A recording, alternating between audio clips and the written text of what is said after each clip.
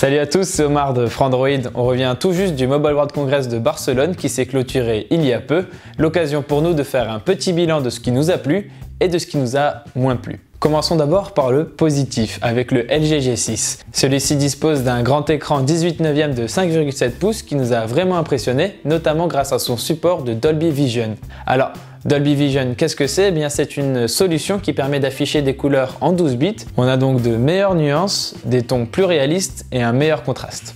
En plus, même s'il est assez grand, le téléphone reste très agréable à avoir en main grâce notamment à ses bordures très fines. C'est donc un beau téléphone avec un Snapdragon 821 performant, une qualité audio impressionnante et un capteur photo grand angle très prometteur. Passons à Sony maintenant avec son Xperia XZ Premium qui tourne tout de même avec un Snapdragon 835. Précisons tout de même que les modèles qui étaient exposés au MWC étaient encore en phase de développement et donc nous n'avons pas vraiment pu prendre en main toute la partie logicielle ou nous faire une bonne idée des performances du téléphone. Néanmoins, on a eu le temps d'être bluffé par le capteur photo du Xperia XZ Premium. Ce dernier peut filmer à 960 images par seconde. Même si le temps de traitement est largement perfectible, le résultat est vraiment impressionnant et ça donne de très beaux slow motion sur des actions vraiment rapides.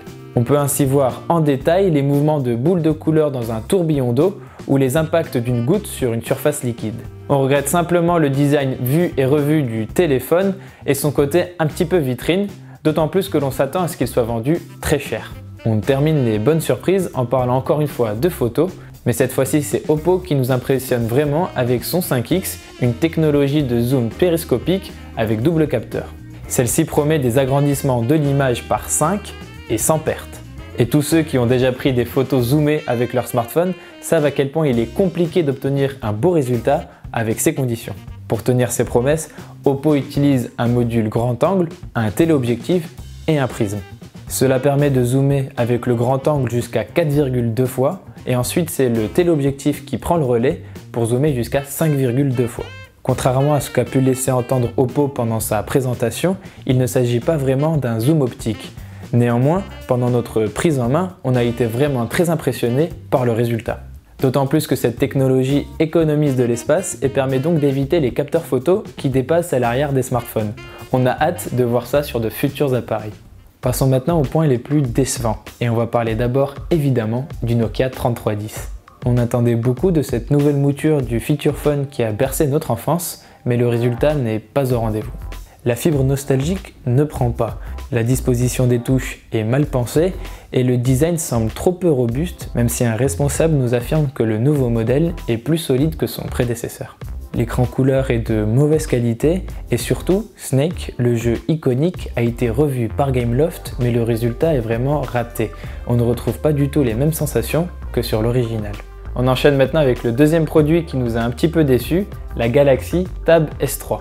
Alors, pour être clair là-dessus, la nouvelle tablette de Samsung sous Android 7.0 Nougat est plutôt bonne et cela est notamment dû à un Snapdragon 820 efficace, un design correct, un stylet S Pen bien précis et une qualité sonore plutôt positive. Ce qui nous a vraiment déçus, c'est le prix de cette tablette. Elle est en effet vendue à 679 € alors qu'elle ne propose aucune réelle innovation. C'est une somme très élevée, d'autant plus que le marché de la tablette est en berne ces derniers temps. On a vraiment du mal à comprendre ce tarif. Et on finira ce bilan déceptif avec l'absence du Snapdragon 835 au MWC.